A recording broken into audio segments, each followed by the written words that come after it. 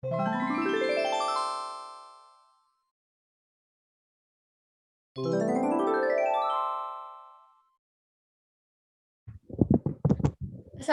warahmatullahi wabarakatuh.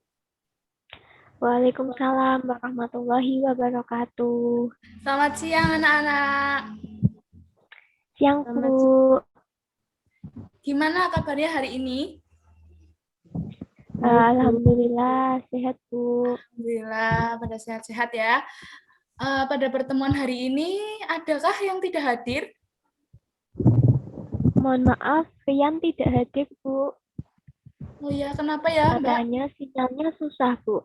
Oh iya, sinyalnya susah. Mungkin lagi hujan ya, di sini juga agak hujan. Jadi mungkin nanti agak nggak stabil. Nah, pada pertemuan kali ini kita masuk pada KD 3.4, yaitu menganalisis besaran-besaran fisis pada gerak lurus dengan kecepatan konstan dan gerak lurus dengan percepatan konstan berikut makna fisisnya. Dan KD 4.4 yaitu menyajikan data dan grafik hasil percobaan untuk menyelidiki sifat gerak benda yang bergerak lurus dengan kecepatan konstan dan bergerak lurus dengan percepatan konstan berikut makna fisisnya.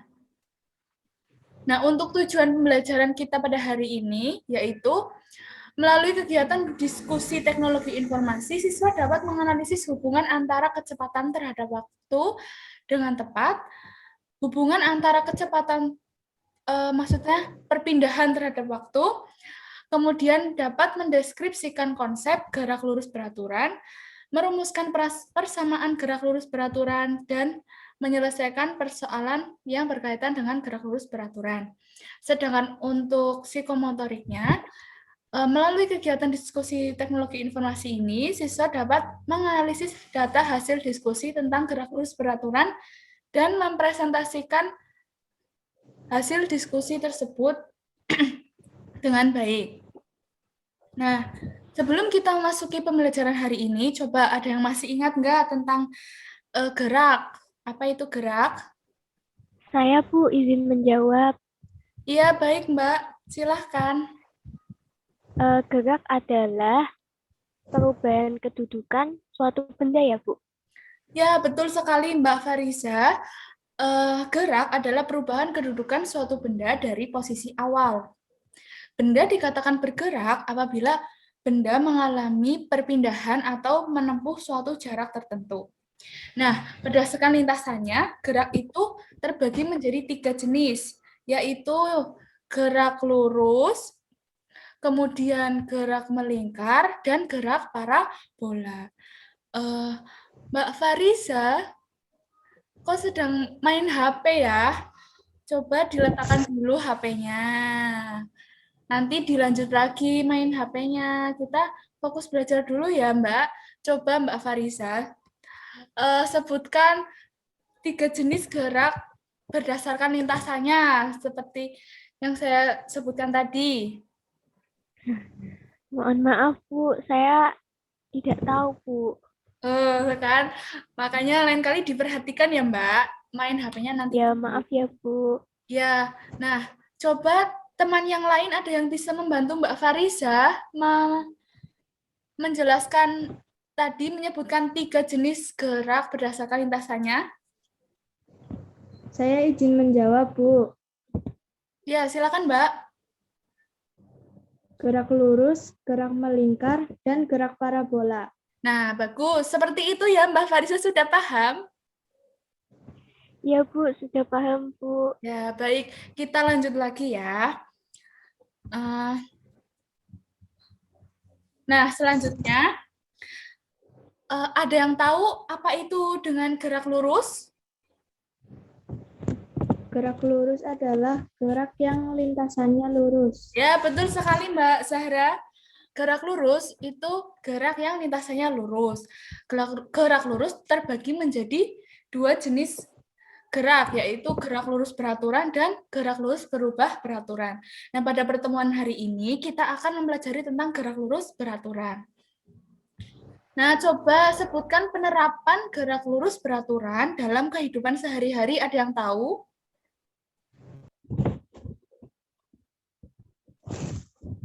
Perjalanan kereta api dan kapal laut, Bu. Ya, betul sekali Mbak Zahra.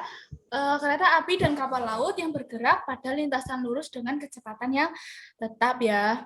Kemudian ada lagi nggak yang bisa? Izin menjawab lagi, Bu. Oke, Mbak. Perjalanan pesawat terbang, Bu. Oh ya, pesawat terbang juga bisa ya, lintasannya lurus pada kecepatan yang tetap. Kemudian juga bisa mobil yang bergerak melintasi jalan tol dengan kecepatan tetap, ya. Jadi itu semua merupakan penerapan dari gerak lurus beraturan. Nah, kita lihat video dulu ya sebagai pengantar. Ibu akan present. Sudah terlihat videonya? Sudah, Bu.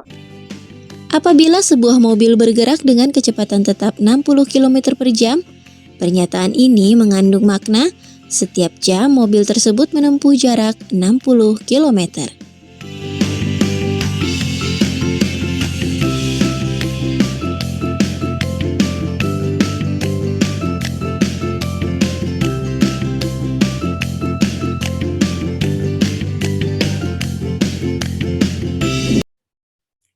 Nah, dari setelah kalian melihat video tadi, pertanyaan apa yang timbul dari benak kalian?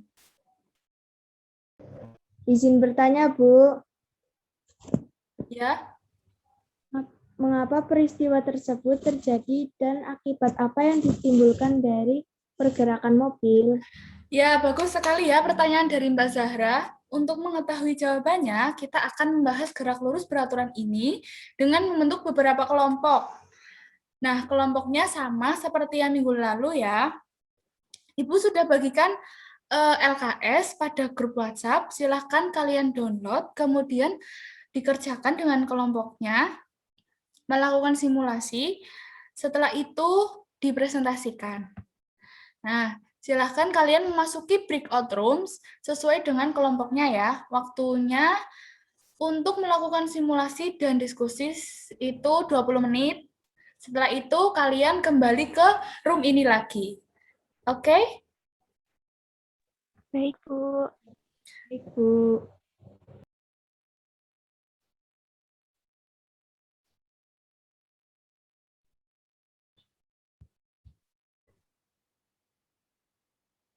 Ini tadi kecepatannya berapa ya? Jadi kecepatannya 4 semua. Dari 1 sampai 5 itu 4 semua. Oke.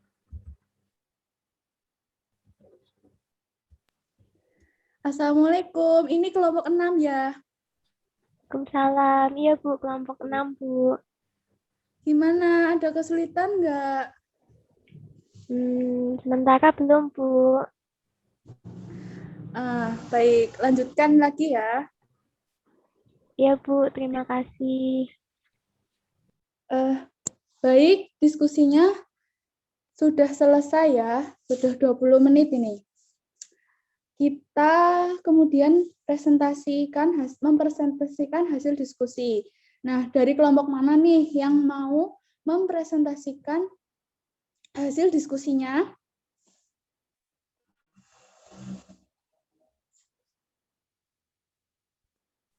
Kelompok 6, Bu. Ya, baik, silakan kelompok 6. Assalamualaikum warahmatullahi wabarakatuh. Waalaikumsalam warahmatullahi wabarakatuh. Kami dari kelompok 6 akan mempresentasikan hasil diskusi kami. Berdasarkan simulasi, data ticker timer dengan mengacu pada satu nilai kecepatan. Ketika waktu 1 sekon, maka kecepatannya 4 meter per sekon. Begitu juga dengan waktu 2, 3, 4, dan 5, maka kecepatannya sama. Berikut grafiknya. Berdasarkan grafik di atas, diperoleh luas daerah di bawah grafik sebagai berikut. Luas persegi panjang sama dengan panjang kali lebar sama dengan 5 kali 4 sama dengan 20 meter. Baik, untuk nomor 3, dilihat dari satuannya, maka luas persegi panjang yang berada di bawah grafik sama dengan perpindahan. Nah, didapatkan data yaitu sebagai berikut, di mana saat 1 sekon maka posisi 4 meter, saat 2 sekon maka posisi 8 meter, saat 3 sekon posisi 12 meter, saat 4 sekon posisi 16 meter, dan saat 5 sekon maka posisi berada pada 20 meter. Sehingga didapatkan grafik sebagai berikut. Nah, grafik di atas merupakan menunjukkan hubungan perpindahan dengan waktu, sehingga diperoleh sebuah garis diagonal ke atas. Dari garis tersebut dapat dikatakan bahwa besarnya perpindahan akan berbanding lurus dengan waktu tempuh atau T. Maka semakin besar waktu tempuh akan semakin besar perpindahannya atau delta X. Sehingga dapat diketahui bahwa hubungan antara perpindahan dengan waktu adalah sebanding. Sehingga secara matematis dapat dituliskan posisi dari suatu benda yang bergerak secara GLB adalah delta X sama dengan V dikali T. Terima kasih atas presentasinya. Kurang lebihnya mohon maaf. Wassalamualaikum warahmatullahi wabarakatuh.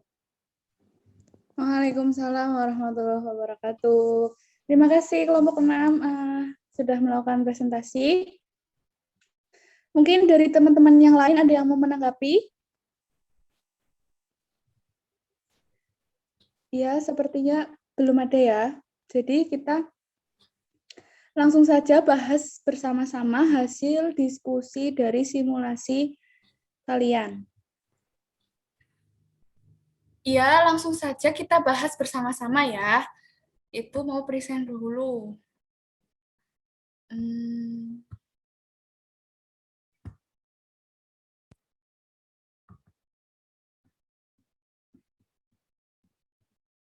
Nah, berdasarkan simulasi,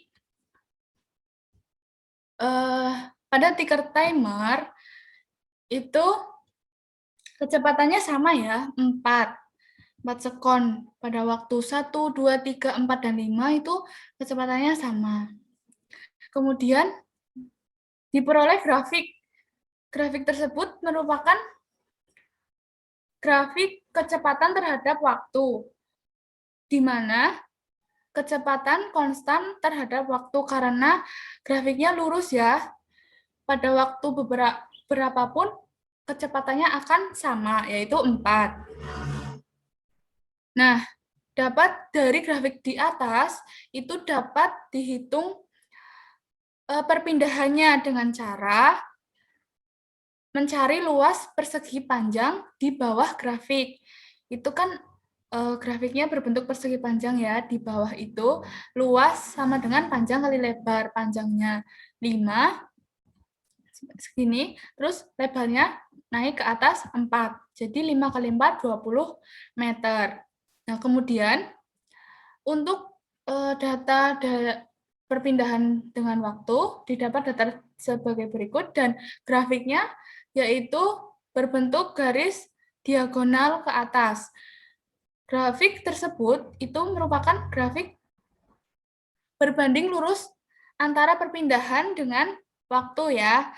Semakin besar waktu tempuhnya, maka akan semakin besar pula perpindahannya, sehingga dapat dirumuskan persamaan GLB itu delta X sama dengan V kali T, kecepatan dikalikan dengan waktu.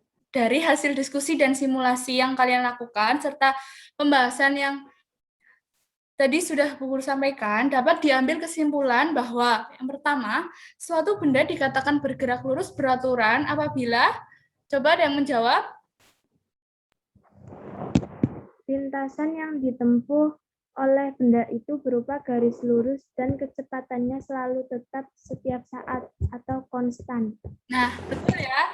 Jadi, gerak lurus beraturan itu gerak yang lintasannya lurus dan kecepatannya konstan. Kemudian selanjutnya, grafik hubungan V terhadap T itu hubungannya bagaimana? Konstan, Bu. Ya, betul, konstan ya, berupa garis lurus. Kemudian selanjutnya untuk grafik hubungan perpindahan terhadap waktu, bagaimana hubungannya? Berbanding lurus, Bu. Ya, berbanding lurus karena semakin besar waktu tempuhnya, maka akan semakin besar pula perpindahannya. Betul ya?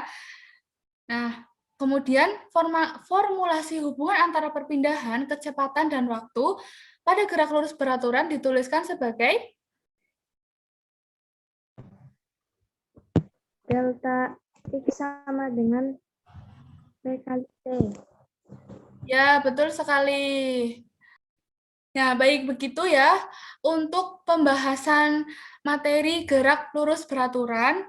Jadi, gerak lurus beraturan itu gerak yang lintasannya lurus dan bergerak dengan kecepatan yang konstan. Kemudian untuk hubungan kecepatan terhadap waktu juga konstan. Dan hubungan antara perpindahan terhadap waktu adalah berbanding lurus, sehingga dapat didapatkan persamaan gerak lurus beraturan, yaitu delta X sama dengan V kali T, atau perpindahan sama dengan kecepatan dikalikan waktu. Begitu ya, kita cukupkan pertemuan hari ini. Sebagai tindak lanjut dari pembelajaran mengenai gerak lurus beraturan, coba kalian kerjakan beberapa soal yang akan Ibu bagikan di grup WhatsApp ya setelah ini. Kemudian dikumpulkan di Google Classroom maksimal sampai pertemuan selanjutnya. Baik, cukup sekian pertemuan pada siang hari ini. Sehat selalu dan sampai jumpa. Wassalamualaikum warahmatullahi wabarakatuh. Waalaikumsalam warahmatullahi wabarakatuh.